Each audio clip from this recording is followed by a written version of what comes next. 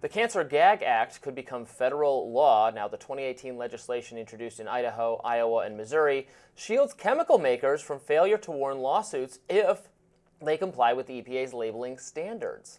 According to recent reporting from the Lever, Bayer, the maker of weed killer Roundup, is lobbying Congress to ban cancer victims from suing the company over not properly disclosing the herbicide's alleged health risks. Since 2018, Bayer has shelled out a whopping $10.9 billion to settle over 167,000 claims linking Roundup to lymphoma. The company denies it. While the World Health Organization declared the pesticide carcinogenic, U.S. regulators have not reached a consensus. Joining us now to elaborate on her reporting is Veronica Riccobene, a former Rising producer, now reporter for The Lever. Welcome so much, Ronnie. Nice to see you again. My all-star former producer on the show. It's great to have you back with us. It was wonderful to be back in the Rising studio on the other side of things. Thank you for having me. Always lovely to talk to you and catch up with you. Tell us about this law and the effect it's likely to have. Yeah, unfortunately, I wish we were talking maybe under happier news, but basically Bayer, which bought Monsanto, the creator of Roundup in 2018, since it bought the company, has been really on the hook for billions of dollars of these lymphoma-related lawsuits that claim that Bayer, then Monsanto, has known that its pesticide, its herbicide Roundup, the key ingredient which glyphosate has been linked to lymphoma, that they've known that there are health risks associated with their product, but they have intentionally concealed them from customers. That is what these lawsuits, these failure to warn lawsuits allege. Now, as you mentioned in the intro, the science on Roundup and glyphosate is in 1,000%. Several studies in the last 10 years have shown a pretty clear link between exposure to the pesticide and lymphoma. However, the Environmental Protection Administration under Trump originally issued a ruling that said the herbicide did not cause cancer. There was no legal link. And basically Bayer is saying because of this ruling, we think there should be legislation saying that these failure to warn lawsuits have no legal standing because the EPA said that glyphosate doesn't cause cancer, and thus basically you can't sue us. And these bills, they haven't passed in state legislatures, but they have been introduced. Language was explicitly written by Bayer, Monsanto, and then introduced by lawmakers, as well in some language in federal legislation as well. That would basically give them a get out of jail free card. Veronica, as you well know, there are some interesting dynamics in this administration, and one of them happens to be that the new health secretary, Robert F. Kennedy Jr., has been quite vocal in his opposition and his concern about that chemical glyphosate that you're talking about here. What do you think the implications are here, and should we expect him to step forward? Does he have a role to play in this discussion? We're definitely waiting with bated breath to see what Robert F. Kennedy has to say. As an environmental lawyer, he was a practicing attorney for many decades before entering politics. He represented clients suing Bayer specifically due to their cancer, which they say was caused by pesticide use. A historic nearly $300 million award was given to one of Mr. Kennedy's clients in 2018. So he hasn't said anything since foraying into politics and since aligning himself with the administration specifically on glyphosate. But as I mentioned, the EPA ruling per se, it's not a legal ruling, but it's an administrative and executive one.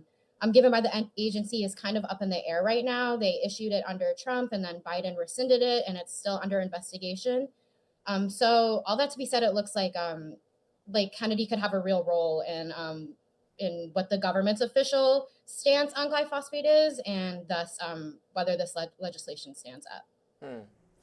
Can you tell us more about the EPA's decision making here, how they reach a conclusion like that this product is safe? Because I could just to play devil's advocate, I could understand someone on the other side saying, well, if government regulators say this product is safe, shouldn't that take off the table what they would probably consider frivolous lawsuits? I take it you don't consider those lawsuits frivolous at all, and maybe they're not. But what is the EPA's rationale?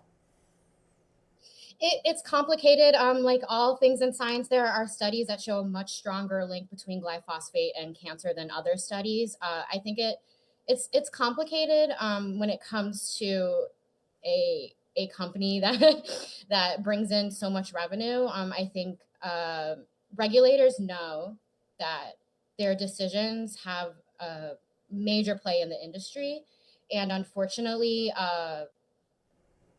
as much as the science is the biggest role, ultimately politics do play into it, which is why I think there is something to be said for Robert F. Kennedy's role in the administration, actually having making a difference in the EPA's ruling on glyphosate. Government regulators are independent bureaucrats. They are not elected.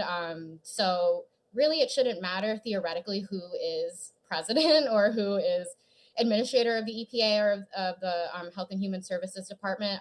But unfortunately, that's just not the reality. And a lot of times we talk about policy here on the show, and it doesn't necessarily have quite this direct of an impact on consumers. What would you say, Veronica, what role do consumers have to play in this discussion at this juncture, or do they?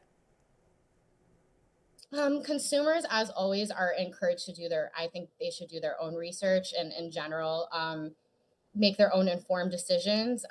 When it comes to specifically legislation like this, it's open for public comment. Look up, and if you notice your state being read at the top of this, at the top of the intro, and you have something to say, whether you're in support of the legislation or against it, certainly like encourage consumers to speak to their government officials and to speak to their lawmakers.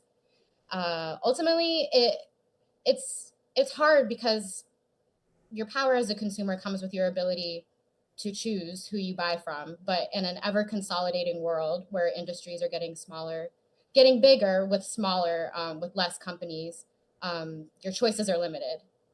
So speak to your congressman is my advice. Right, and you know, to be clear here, this law is preventing people from suing. It's not to say that every claim made against this product or this company is going to be immediately validated. It's just to take away your ability to even, you know, have your case made in a court. So I think that's going to be persuasive for many people, and you know, many people not trusting exactly what, you know, the government always says about people's health without, as you said, looking into the matter themselves or consulting alternative perspectives. Roni Riccobene, thank you so much for bringing this story to our attention and for returning to Rising, albeit sadly only briefly. It's wonderful to be back. Thank you so much for having me. Up next, Gavin Newsom, Steve Bannon, Breaking Bread. I did not have that on my bingo card. We'll tell you about it. Stay tuned.